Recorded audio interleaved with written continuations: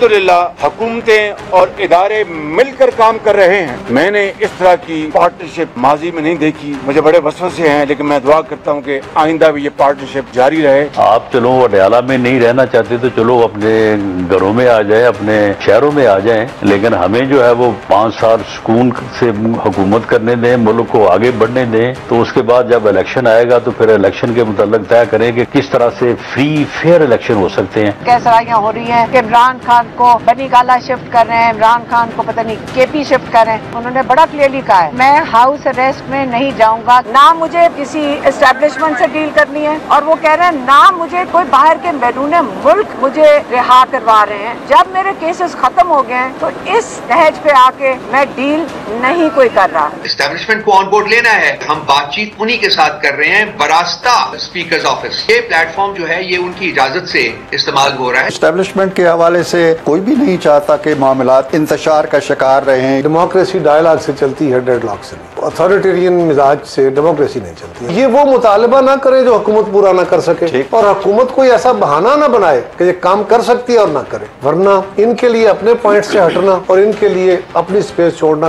काफी मुश्किल होगा। एक दफा जापान गया, होंडा फैक्ट्री थी, मैं जब गुजर रहा था तो वहाँ की आवाज आई। उसने कहा जी ये वर्कर्स हैं, एहतजाज कर। काम नहीं रुका, प्रोडक्शन जारी है, मगर अपना एहतजाज उन्होंने रिकॉर्ड करवाया करके। हुकूमत का सबसे पहला काम ये होता है कि एहतजाज रोके ना, कंटेनर्स ना लगाए। कौम का फर्ज होता है कि जब वो एहतजाज करे तो पूरा मन एहतजाज करे। ये 2 तारीख को मुज़ाकरात शुरू हो रहे हैं, उसमें एहतजाज के तरीकों के ऊपर पहले इत्तफाक कर लें, इकॉनमी के ऊपर जो है वो इत्तफाक कर लें। किसी वक्त ऐसा मौका आएगा जब हमारे सबके एतमाद एक दूसरे में बहुत ज्यादा होंगे और वो हम कोड ऑफ कॉन्डक्ट में बिल्कुल डाल दें तो एक बहुत अच्छी बात होगी। वेलकम टू न्यूज़ वाइज, मैं हूं आरिफा नूर। नाजरीन, 2025 शुरू हो चुका है। अब पाकिस्तान में 2024 के हवाले से तो हम गुज़िश्ता 2 दिनों बहस भी करते रहे, डिस्कस भी करते रहे मुख्तलिफ इशूज़ को। आज ऑब्वियसली सियासत पर वापस आएंगे और 2025 को में सबसे बड़ा इशू जो आने वाले दिनों में होगा वो यही है कि हुकूमत और पाकिस्तान तहरीक इंसाफ के दरमियान जो मुज़ाकरात होंगे आगाज़ कल से हम एक्सपेक्ट कर रहे हैं 2 जनवरी को मुलाकात होनी है 2 साइड्स के दरमियान। एक पहले नशिस्त हो चुकी है, मगर ऑब्वियसली उसमें कोई ज़्यादा इस तरह की गुफ्तगू नहीं हुई। अब सब उम्मीद ये कर रहे हैं कि कल जो सब इकट्ठे बैठ के मिलेंगे हुकूमत और पाकिस्तान तहरीक इंसाफ के मेंबर्स, तो उसमें से कोई ठोस कदम लिया जाएगा या सचमुच जो मुज़ाकरात हैं वो आगे बढ़ेंगे। दोनों तरफ से हम कह सकते हैं हाई पावर्ड कमिटीज़ जो हैं बनाई गई हैं। हुकूमत ने भी अपने सब इत्तेहादियों को शामिल किया है, पाकिस्तान तहरीक इंसाफ की कमेटी में भी इत्तेहादी शामिल हैं। देखिए अब ये मामला आगे किस तरफ जाता है। अब पाकिस्तान तहरीक इंसाफ की तरफ से ये वाज़े कर दिया गया है कि इस वक्त उनके 2 मुतालबात हैं जो वो सामने रखेंगे। एक जो सब पाकिस्तान तहरीक इंसाफ के कैदी हैं बशमूल इमरान खान साहब के, उनकी रिहाई, और दूसरा मुतालबा कि 9 मई और 26 नवंबर के जो वाक़यात हैं उनकी तहकीकात जो है वो एक जुडिशल कमीशन से करवाई जाए। ये कम हुई हैं, पहले ज़्यादा मुतालबात थे पाकिस्तान तहरीक इंसाफ की तरफ से। उनमें 26वीं आईनी तरमीम का भी जिक्र था और जो मैंडेट था फरवरी 8 का जो पाकिस्तान तहरीक इंसाफ कहती है कि उनसे चुराया गया। ये ऐसे लग रहा है और कुछ लोगों का ये ख्याल भी है कि ये पाकिस्तान तहरीक इंसाफ ने कम किए हैं मुतालबात, पीछे हटे हैं वो पहले से ही एक कदम। क्या इससे कोई फ़र्क पड़ेगा कि नहीं? हुकूमत की तरफ से भी जो गुफ्तगू हो रही है, जो रवैया है, उसमें लचक तो नज़र आती है।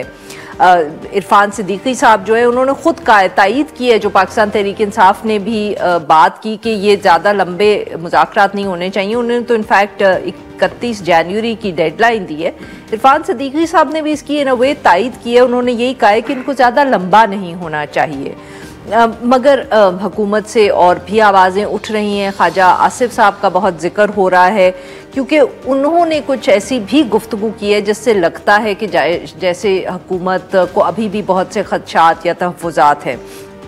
उन्होंने बात की और कहा कि अपनी हुकूमत को मैं होशियार करना चाहता हूँ, या कि वो ज़रा समझ के ये करें, पाकिस्तान तहरीक इंसाफ से भी होशियार रहें। उन्होंने ये भी शिकवा किया कि उनसे तो पूछा नहीं गया मुज़ाकरात करने का जब फैसला हुआ, और साथ में उन्होंने ये भी कहा, बार बार ये सवाल उठाया कि वो जानना चाहते हैं कि पाकिस्तान तहरीक इंसाफ में एकदम इतनी तब्दीली क्यों आई कि वो मुज़ाकरात करने के लिए तैयार हो जाएं।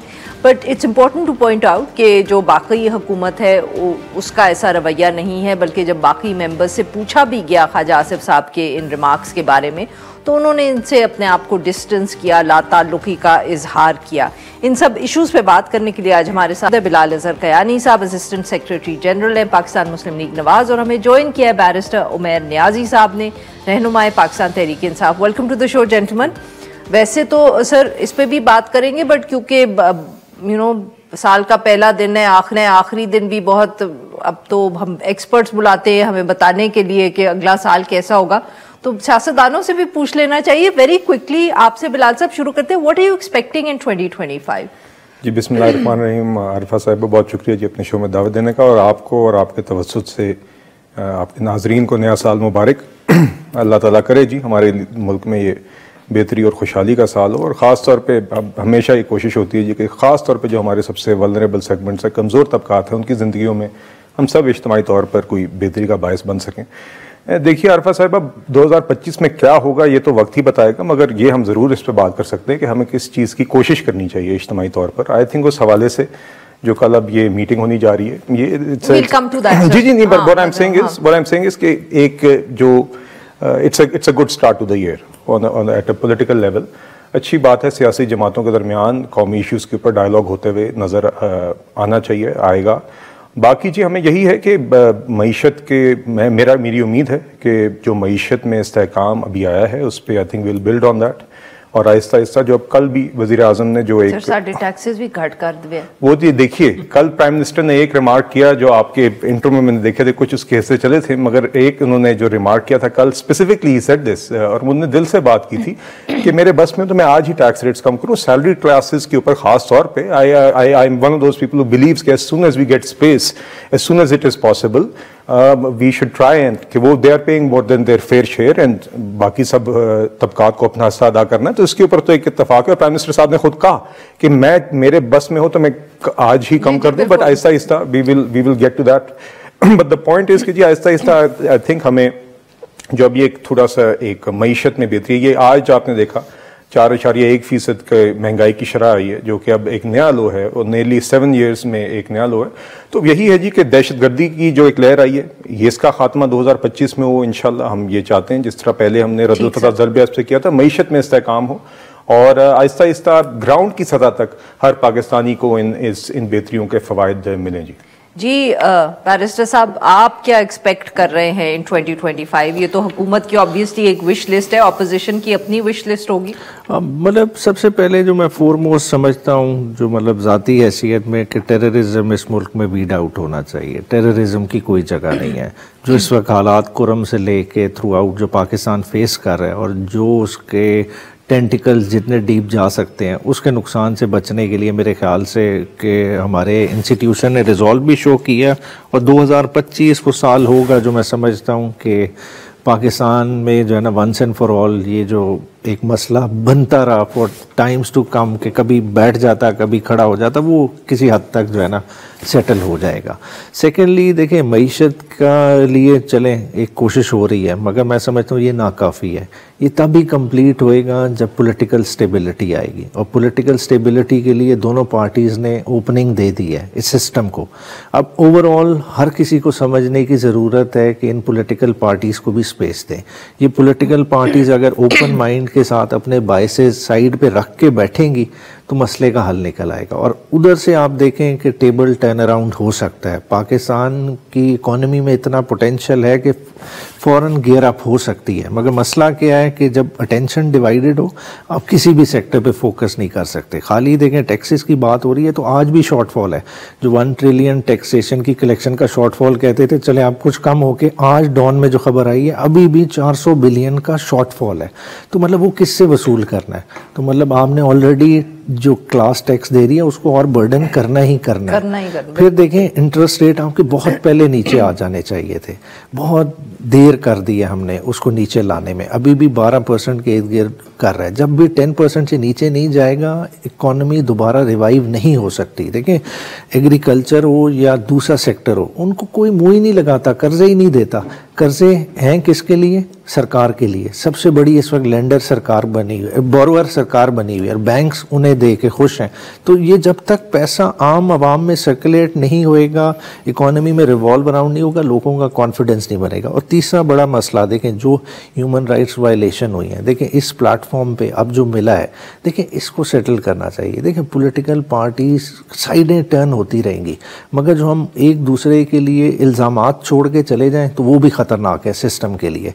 देखिए अगर हम झूठे हैं तो हमें वंस एंड फॉर ऑल झूठा साबित कर दें, अगर नहीं है तो कम से कम उसके लिए मेरे ख्याल से किसी साइड से सॉरी होनी चाहिए। बिल्कुल ठीक। जी बिलाल साहब, नाउ यू नो ऑब्वियसली बहुत सारे जो इश्यूज आपने हाईलाइट किए या बैरिस्टर साहब ने किए, कहीं ना कहीं ये सब इश्यूज 2 जनवरी को या उसके बाद के जो मुज़ाकरात हैं उनमें उठेंगे। What is the government expecting? उन्होंने तो पाकिस्तान तहरीक इंसाफ ने तो अपनी 2 डिमांड्स कर दी हैं, बहुत हम कह सकते हैं कि थोड़ा नैरो डाउन भी किया है। क्या हुकूमत भी उसको इस तरह देख रही है कि ये लचक दिखा रहे हैं? ये देखिए मेरा ख्याल है कि जिस तरह एक बात मैंने देखी जो न्याजी साहब ने बातें की, ऑब्वियसली मईशत के ऊपर एक इनका अपना पॉइंट ऑफ व्यू है। मेरे ख्याल से जितनी बेहतरी अभी आई है, मेरे ख्याल से किसी की भी तवक्को नहीं थी कि 2024 में 10 माह में इतनी बेहतरी आएगी जो फरवरी के बाद आई। मगर देखिए दहशतगर्दी के ऊपर हमारा, मुझे लगता है कि हमने मोर और लेस सेम बात की। It was good to hear कि ही बिलीव्स कि we are making you know एक रिजॉल्व दोनों साइडों से और हर जगह से होनी चाहिए। मेरे नज़दीक तो ये सबसे पहला मौजू होना चाहिए इन दीज डिस्कशंस बिटवीन जो कल हो रही है। बिल्कुल मेरी ज़ाती राय ये है कि इसके अंदर because this requires proper political resolve. आपको याद होगा रद्दुल फसाद ज़रबियाज के टाइम पे भी ये माफ करिएगा आपकी बात काट रही हूँ, बट ये जो कल के मुज़ाकरात हैं इनमें तो एजेंडा जरा फर्क नहीं है। देखिए आपने तो कहा ना कि जो पीटीआई ने पॉइंट्स पेश किए, हुकूमत भी तो इसका हिस्सा है ना। देखिए हमारा ये मौक़िफ़ है कि ठीक है, I think we should sit there with an open mind. आप बातचीत उन दूसरों की भी सुनेंगे, अपनी भी करेंगे, मगर हम जो अपनी करेंगे उसके अंदर हमारी जमात ने बार बार ये बात की कि कौमी इश्यूज़ के ऊपर जब अगर आपकी एक you the leading opposition party Khyber Pakhtunkhwa में आपकी गवर्नमेंट है, इन कौमी इश्यूज़ के ऊपर भी एक कोई प्रोग्रेस या डायलॉग नज़र आना चाहिए। और हम हमारे नज़दीक इसके अंदर अगर हम कोई बेहतर बात निकाल सकते हैं नेगोशिएशन से, वो आनी चाहिए। एक रिजॉल्व, एक जॉइंट रिजॉल्व कि दहशतगर्दी का खात्मा करना है, जिस तरह इस शो पर बात हो रही है उस प्लेटफॉर्म से भी मेरे नज़दीक आनी चाहिए। बाकी देखिए जहाँ तक बात है पीटीआई के नुकात की, मेरा ख्याल है जी ये तो मुज़ाकरात के दरमियान बात होगी, मगर मेरी ज़ाती राय ये है कि जो जराइम हुए हैं उसकी तो एक लीगल प्रोसेस चल रही है। कुछ लोगों को भी रिसेंटली फिर सजाएं भी हुई हैं, पहली मीटिंग और अब दूसरी के दौरान। बट हैविंग सेड दैट, मैं I don't want to be prejudicial to whatever you know कल बातचीत होगी। मेरे ख्याल से जी कल बातचीत होने दें, बजाय इसके कि हम उसके बारे में ज़्यादा स्पेकुलेट करें।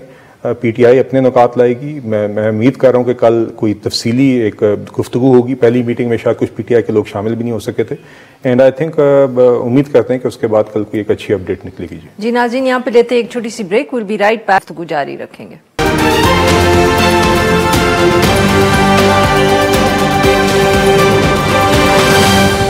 वेलकम बैक नाज़रीन, हम गुफ्तगू करें बैरिस्टर उमैर नियाज़ी साहब से और बिलाल अजहर कयानी साहब से, और हम उनसे बात कर रहे हैं जो अब जनवरी की 2 तारीख को यानी कि कल मुज़ाकरात होने हैं हुकूमत और पाकिस्तान तहरीक इंसाफ के दरमियान। जी बैरिस्टर साहब, आपने बिलाल साहब की बात सुनी, ये तो मुज़ाकरात को कहीं और ही लेके जा रहे हैं। हम ये तो कह रहे हैं हम मईशत डिस्कस करेंगे, सिक्योरिटी डिस्कस करेंगे, तो आप लोगों की तो विश लिस्ट जो है या डिमांड जो है वो तो बहुत मुख्तलिफ है। नहीं, ये एहतजाज का तरीका भी डिस्कस करेंगे, उसमें वो फाइनल होगा कि ऊ करके एहतजाज करना है।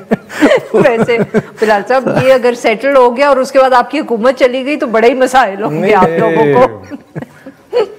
मैं उम्मीद ही कर सकता हूँ कि ये ऊ वाला एहतजाज करें। अभी तो जहाँ पे हैं अभी तो इनके एहतजाज और ऊ वाले एहतजाज में बहुत बड़ा फासला है। अगली बारी एहतजाज की आपकी है ना, वही वाली तभी तो कह रही हूँ ना कि सपोज कि ये कंसेंसस बन जाए और उसके बाद हुकूमत चली जाए तो फिर तो देखिए हुकूमत तो इंशाल्लाह रहेगी जी, अपनी टर्म पूरी मुकम्मल करेगी। मगर मेरे ख्याल से जो आपके इंट्रो में जो राना सनाउल्लाह साहब की आपने बात में देख रहा था एक, और इसमें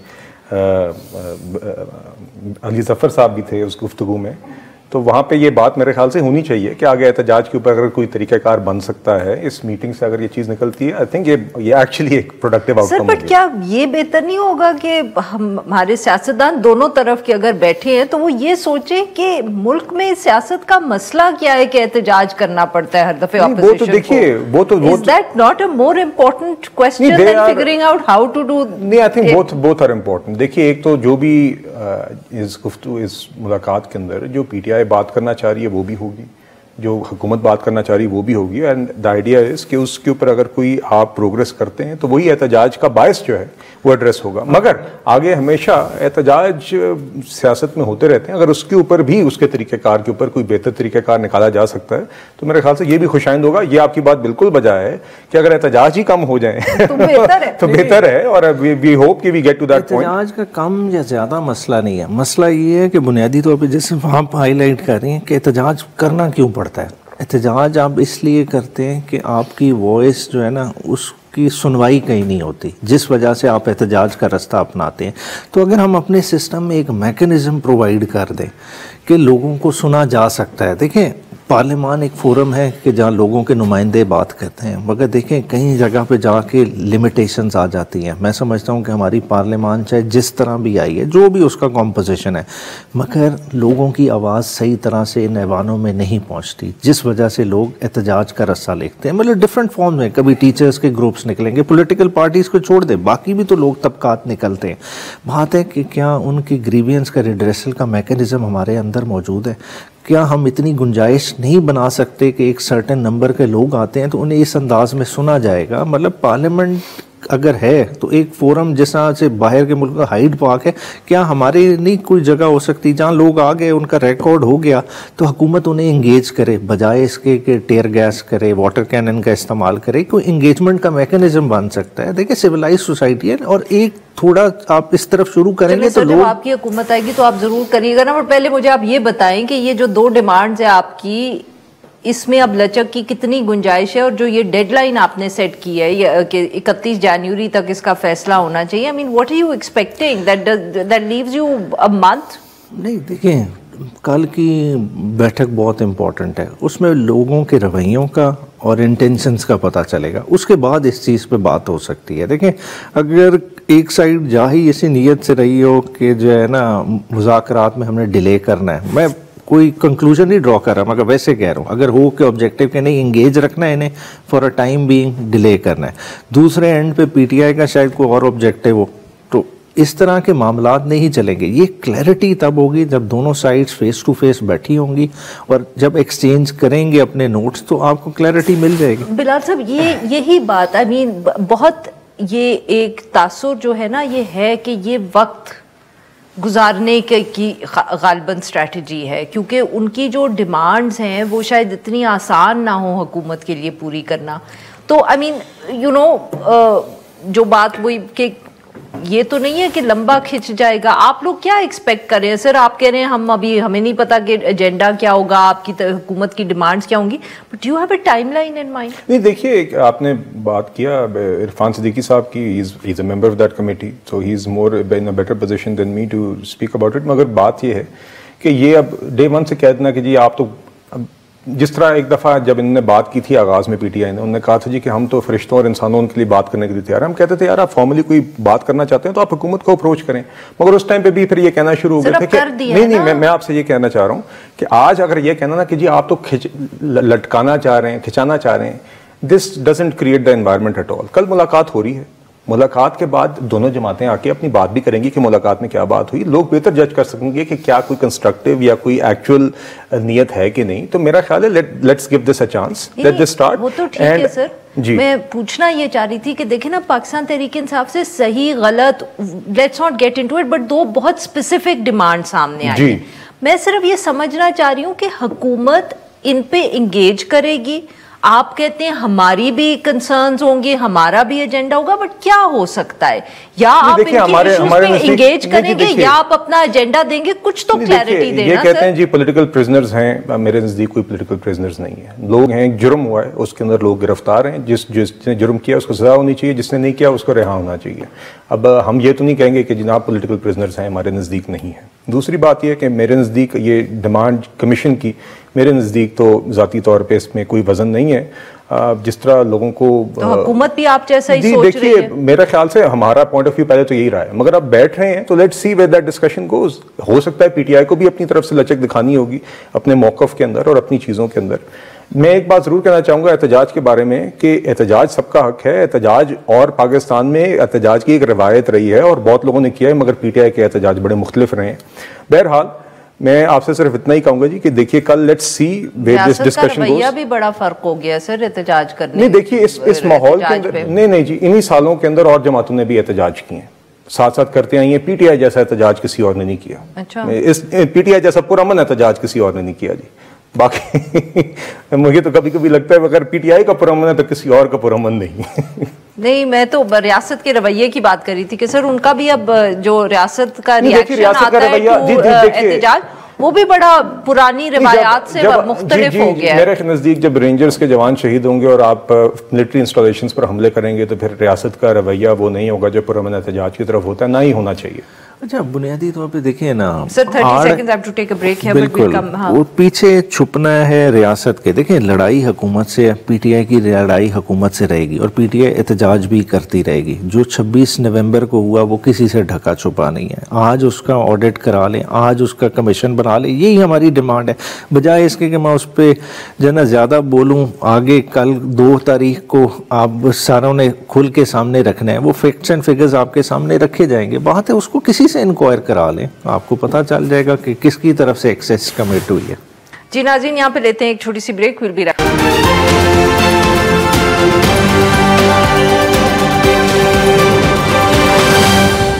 वेलकम बैक नाज़रीन, हम गुफ्तगू कर रहे हैं बिलाल कियानी साहब से और बैरिस्टर उमैर नियाजी साहब से। बिलाल साहब, ख्वाजा आसिफ साहब ये मतलब कि आपकी तरह ये उनका भी ज़ाती व्यू है, पार्टी में ये व्यू है, क्या चक्कर है sir?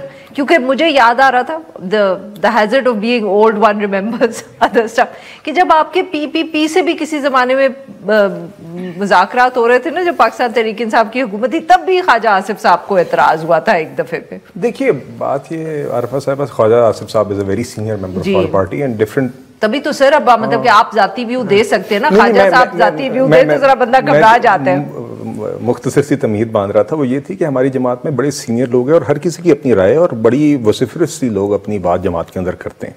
Khwaja Sahab also comes on TV a lot and he says this. I think in the case of PTI देखें, हम सब के एक स्केप्टिसिज्म है पीटीआई के साथ बातचीत करते हुए, क्योंकि एक ट्रैक रिकॉर्ड रहा है। क्यों आप बात नहीं देखिए नहीं देखिए बातचीत कहते हैं ना एस्टैब्लिशमेंट, ये तो आप ऑल और नथिंग वाली बात करिए ना। आपने सवाल किया कि ऐसे खदशात क्यों हैं? खदशात तो हैं, मगर हम उस खदशात के बावजूद हम समझते हैं बिकॉज वी ऑलवेज वांट कि जहाँ पे डायलॉग पॉसिबल हो वहाँ पे करना चाहिए, वो इसलिए ये एफर्ट अब हो रही है। मगर साथ साथ एक स्केप्टिसिज्म और एक बहुत उसकी एक आपने वजह पूछी कि ऐसी बात क्यों की जाती है, तो उसकी वजह एक ट्रैक रिकॉर्ड है पीटीआई के साथ। Nothing to do with the establishment. नहीं ये देखिए, हम एक सियासी जमात हैं, हमने अब एक डायलॉग का सिलसिला जारी है और गुज़िश्ता सालों में देखिए 2023 में आपको याद होगा कि पीटीआई के साथ हम बैठे थे इलेक्शंस की डेट के लिए, इमरान खान साहब ने पुल आउट कर दिया था। बालाकोट का हमला हुआ, इमरान खान साहब ने कहा मैंने इनके साथ बैठना ही नहीं, he was the sitting prime minister, he said मैंने इनके साथ बैठना नहीं, मैंने हाथ नहीं मिलाना। पूरा साल ये 2024 में ये कहते हैं कि जी हमने इनसे क्या बात करनी, हमने मुज़ाकरात करने सिर्फ एस्टैब्लिशमेंट से करने। तो इस कॉन्टेक्स्ट के अंदर इतनी बात तो बनती है जितनी ख्वाजा साहब ने कही है। फिर भी मैं कहूंगा कि अब एक माहौल बन गया है, कल बातचीत हो रही है, let's see where it goes. You are saying it's a view in the party. I think that this skepticism exists, does exist in several people. There is a concern, it is justified, but in the greater, we are trying कि जहाँ पे बातचीत possible है वहाँ पे let's give it a try and see what happens. Umar साहब, आप लोग वैसे क्यों माने? देखिए इनके बारे में तो सबको ही पता है कि क्यों माने ये बात करने के लिए। आप क्योंकि आप लोगों ने भी 2 साल हमें यही कहानी दी कि हम तो एस्टैब्लिशमेंट से बात करेंगे, इनके पल्ले कुछ नहीं है। देखिए मुज़ाकरात की खूबसूरती क्या है, मुज़ाकरात में कोई आप बाउंड तो नहीं हो जाते। आज आप इनसे बात कर रहे हैं, मुज़ाकरात किसी वक्त भी आपको बात सूट ना करे, आप टेबल छोड़ के बाहर आ सकते हैं। इसमें ये तो नहीं है। बात है कि अपना क्या मेन मौक़िफ़ पीटीआई ने अबैंडन कर दिया कि नहीं।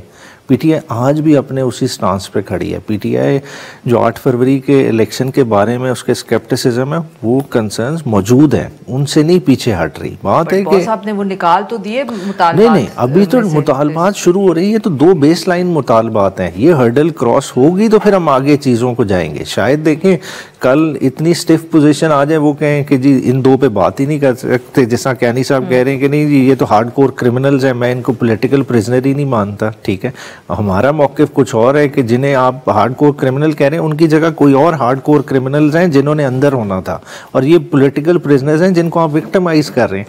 तो इस तरह की बात नहीं बनती तो पुल आउट कर जाएंगे, ये तो कोई बाउंड नहीं है ना। अच्छा सर, ये इस बात में कितनी सच्चाई है जो बार बार अलीमा खान साहिबा ने भी एक से ज्यादा दफे मीडिया टॉक में कहा है कि जी बनी गाला में शिफ्ट होने की ऑफर आई है। Has this offer been made? अच्छा, and if so who has made this offer? ये तो जो रिपोर्टर्स हैं खान साहब की, उन्होंने बात ये कोट की है, ये वहाँ से रिपोर्टिंग हुई। ये तो अब एग्जैक्टली बैरिस्टर गौहर या जो जाते रहे हैं उस पीरियड के दौरान पार्टी में आपको बाकियों को नहीं बताते कि क्या डिस्कस हुआ इमरान खान से, चीजें देखें। इमरान खान साहब की जो इंस्ट्रक्शंस होती हैं वो तो आ जाती हैं, मगर देखें कुछ चीज़ें होती हैं जो बिहाइंड द सीन चल रही हैं। देखें आप खुद सहाफ़ी हैं, आप देख लें ऑड आवर्स में अगर जेल खुलती है, ठीक है, तो किस तरह से खुल जाती है। अगर अचानक बातचीत चल रही है और leader of the opposition jail के बाहर से अरेस्ट हो जाए तो कैसे हो जाता है। ठीक है, हुकूमत भी डिनाई कर जाए। ठीक है, तो ये सारी चीज़ें हैं ना। कुछ अब हम इतने भी डेवलप नई डेमोक्रेसी के हम कहें कि जी सारा इख्तियार जो है ना हुकूमत के पास है या सियासतदानों के पास है। ये लड़ाई ही उस तरफ जा रही है। बुनियादी तौर पे समझने की क्या बात है कि ये पीटीआई की खाली लड़ाई नहीं है, ये इनकी बका की भी लड़ाई है। अगर टेबल में बैठ रहे हैं, अगर हमें कुछ मिलता है तो बदले में इन्हें भी कुछ मिल रहा है, इन्हें भी स्पेस मिल रही है। इनका बहुत सारा जो गैर ज़रूरी इन्होंने बर्डन उठाया हुआ है, शायद ये वो अबैंडन करने की पोजीशन में हो। ये अब इन्होंने खुद सोचना है कि किस वक्त वो वजन अपने कंधों से उतारना है। बिलाल साहब, ये क्या आप लोगों ने कोई ऑफर की है इस तरह की? आप लोगों ने या पार्टी में कहीं कोई बात हुई है कि इमरान खान साहब को हाउस अरेस्ट कर दें बनी गाला में? नहीं, मतलब कि आते हैं गैब से मज़ामी ख्याल में, ये वाली सिचुएशन? नहीं जी, मेरे ना ही कोई ऐसी बात है, मेरे इल्म में कोई ऐसी बात नहीं, और मेरा नहीं ख्याल कोई ऐसी बात है। बात अच्छा। ये हम वी वेरी फर्मली बिलीव कि आप एक पीटीआई का एक वजूद है, खैबर पख्तूनख्वा की गवर्नमेंट है, ऑपोजिशन में इनकी एक बिल्कुल there opposition in parliament, and उस हवाले से इनके साथ सियासी जमात होते हुए एक बात करना हमारा काम है। We have to engage in a dialogue with them on national issues. बाकी जहाँ तक इमरान खान साहब के जो जराइम के मामलात हैं, ये मामलात लीगली ही सेटल होने हैं, और ना हमारी इसमें कोई मुदाखलत है, ना ही हमारी इसमें कोई से है कि इमरान खान साहब हाउस अरेस्ट में हो या यहाँ पे हो।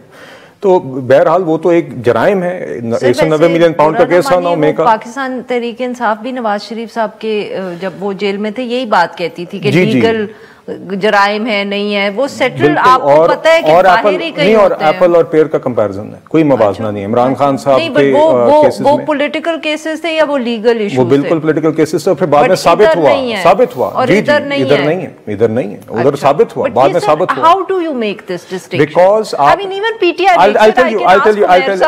I'll tell you how you make this distinction. You make this distinction by the proof over the past 5 years. जब खान साहब ने 4 साल थानेदार होने के अलावा प्राइम मिनिस्टर होते हुए कोई और किरदार नहीं अदा किया, खोदा पहाड़ निकला चूहा, आपने बेतहाशा पेशियां की, आपने सबको जेलों में डाला, सबको आपने एक कोर्ट के प्रोसेस से गुजारा, और बाद में सिर्फ अकामा के नाम पर, ये पनामा के नाम पर अकामा ही निकला, और आपने देखा कि हकीकत क्या थी। जिन लोगों ने किया वो बाद में तस्लीम करते रहे हैं कि हमने ये किया। यहाँ पे 9 मई का एक दिन एक जुर्म हुआ है, 190 मिलियन पाउंड का एक केस है जो डे लाइट रॉबरी कैबिनेट को इस्तेमाल करके इमरान खान साहब ने की है। This is a factual thing. लोग उसी तरह वो बात 30 seconds sir we have to Hudaibiya paper mill, money laundering के केसेस, FIA की इंक्वायरी क्या हमने बनाई थी? बात है जिनके साथ ये बैठे हैं, देखिए उन्होंने बुलाए, दूसरों के केसेस, सबको दूसरों के केसेस जेन्युइन लगते हैं, अपने आप यही तो बात कह रहे हैं कि अपने नहीं नजर आ रहे। मगर बात है कि चलें ये आज निकल गए, मगर आज भी क्या ये बाहर वाली प्रॉपर्टीज को जस्टिफाई कर सकते हैं? इनके खुद बयानात, इनके औलादों के बयानात आपस में कंपेयर कर लें। एक ओन नहीं करता, वो दूसरी कहती कि मेरी तो लंदन क्या पाकिस्तान में कोई प्रॉपर्टी नहीं, मगर प्रॉपर्टियाँ निकल आती है। बात है कि at the end of the day आप सियासतदान हैं, आपको अबव बोर्ड होना चाहिए। चाहे केस साबित हुआ है नहीं हुआ, आपको सिस्टम का बेनिफिट मिला है, मगर आप जस्टिफाई क्या कर सकते हैं? क्या आप अपना लाइफ स्टाइल जस्टिफाई कर सकते हैं? सर तो फिर तो ये तो मैं तोशा खाना के बारे में भी कह सकती हूँ। बात है तोशा खाना की क्या प्राइस जमा कराई है? क्या इमरान खान ने नवाज शरीफ की तरह वहाँ से गाड़ियाँ ले ली हैं जो रूल्स ही नहीं अलाउ करते थे? क्या आसिफ जरदारी की तरह गाड़ियां ली हैं? बात है चीज़ों को फैक्ट्स से कंपेयर करें ना। अगर इमरान खान ने उसका 20% नहीं जमा कराया तो इमरान खान को पकड़ ले। अगर 20% जमा करा के चीज़ ली है तो गिफ्ट उसकी प्रॉपर्टी बन गया, फिर उसके बाद प्रॉपर्टी को वो जो मर्जी करे। बहुत बहुत शुक्रिया हमारे दो मेहमानों का, उन्होंने हमारे लिए वक्त निकाला। यहाँ पे लेते हैं एक छोटी सी ब्रेक से वापस आएंगे तो हम बात करेंगे खुर्रम की।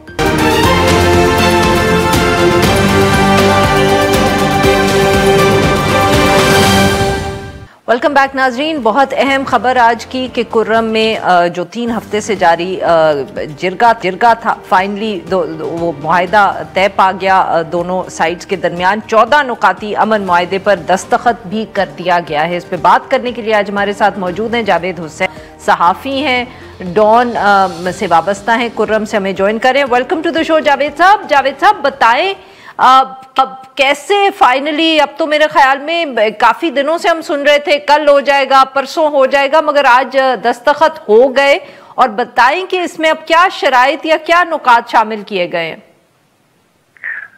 जी, कैसे का जवाब तो यही है कि खुदा खुदा करके ये अमन मुआहिदा कोई खत्म नतीजे तक जा रहा है। अभी भी जो जिरगा मेंबरान है वो बैठे हैं और इसी कोशिश में है कि कैसे रोड को खोला जाए और कैसे अमन को यकीनी बनाया जाए खुर्रम में। तो जावेद साहब, अब इससे पहले जितनी भी कहानियां या मीडिया रिपोर्ट सामने आ रही थी तो उसमें जो समझ आ रहा था वो यही था कि अगर हुकूमत ये कह रही है कि पहले डी वेपनाइजेशन हो, बंकर खत्म किए जाए, उसके बाद सड़क खुलेगी, तो दूसरी तरफ से ये कहा जा रहा था कि पहले सड़क खोले, हमारी हिफाजत की हमें गारंटी होगी तो हम डी वेपनाइजेशन करेंगे। तो इस पे कोई फैसला हुआ है? वही आज भी जो पारसनार धरने को लीड कर रहा है तहसील चेयरमैन मुजम्मिल हुसैन वही कह रहा था कि एक शिक में लिखा है कि जब भी बॉर्डर उस पार कोई मसला पेश आए तो कबाइल साथ देंगे। तो दूसरी शिक में लिखा है कि बगैर लाइसेंस के जितनी भी असलहा है वो हुकूमत के हवाले करेंगे। तो इस पर आगा मुजम्मिल जो धरने को लीड कर रहा है वही कह रहा था कि धरने की जो कामयाबी है वो बिल्कुल खुशाइंद है, लेकिन धरना उस वक्त तक जारी रहेगा जब तक हम खुद ना देख ले कि बिल्कुल ग्राउंड पे अमन हो गया है और रोड चल रहा है और लोगों को जो मुश्किलात है वो मामलाती जिंदगी बहाल हो गई है। अच्छा सर, बैरिस्टर सैफ साहब की ये भी स्टेटमेंट सामने आई कि हफ्ते के दिन अब सड़क के ऊपर कॉन्वॉय जाएगा, यानी कि हफ्ते के दिन सड़क खुल जाएगी। तो ये जो डी वेपनाइजेशन या बंकर खत्म करने की बात है, इसकी कोई डेडलाइन दी गई है या ये सिर्फ बस कमिटमेंट ही है दोनों तरफ से कि ये खत्म किए जाएंगे? नहीं, ये तो बात की बात है ना। अभी जो रिसेंटली जो मसले मसाइल पेश आ रहे हैं, खुर्रम में रास्ते बंद है, मेडिसिन नहीं है और लोगों को खुराकी अशिया की बहुत किल्लत है यहाँ पे। पहले ये मुश्किलात जो है वो हल करेंगे हुकूमत, उसके बाद जो डीवेपनाइजेशन है या बैंकर्स है या दीगर जो नुक्ते है उस पर काम करेंगे। अच्छा, अब सर ये वायदा हुआ तो उसके बाद एक सहाफ़ी की ट्वीट भी आई, इफ्तिखार फिरदौस साहब, वो भी बहुत फॉलो कर रहे थे क्लोजली इस इशू को। तो उन्होंने ये भी कहा कि अभी भी कुछ वाज़े नहीं है कि किस तरह इस मुआहदे पे अमल किया जाएगा, और साथ में उन्होंने ये भी कहा कि वहाँ बहुत से जो जिरगे के मेंबर्स थे गालिबन मौजूद नहीं थे या दस्तखत नहीं किए। ये भी इस तरह की भी कोई बात हुई है? जी बिल्कुल, गुज़िश्ता रोज भी एक पारी के कुछ लोग जिरगे में कम थे, तो शायद उसी वजह से ये कह रहे हैं। और दूसरी बात मैं ये भी कहूँ कि कुर्रम में बहुत ज्यादा लोगों के हाथ मुलविस है बॉर्डर उस पार से, या दीगर भी, सिर्फ 2 फरीक ही नहीं है इधर, तो इस वजह से ये लिखा होगा कि मतलब अभी भी कुछ डाउट है। 2 फरीक सिर्फ मुलविस नहीं है, यानी कि बॉर्डर की दूसरी तरफ से भी कोई फरीक ऐसे हैं जो इस सारे तनाजे में शामिल हैं, या उसमें हम कह सकते हैं सिचुएशन को मजीद खराब करें, आप ये कहने की कोशिश करें? जी बिल्कुल, अभी भी जो अफगान एरिया से लोग आते हैं और सोशल मीडिया पर वीडियो भी अपलोड कर देते हैं और कामयाब कार्रवाई पर खुशी भी मनाते हैं। गुज़िश्ता रोज जो एक बंदे को चार काटा गया था, उसी की वीडियो भी एक अफगान शहरी है उसने शेयर किया था। बहुत बहुत शुक्रिया सर, आपने वक्त निकाला। नाज़रीन, आज के लिए बस इतना ही। We'll be back tomorrow at the same time.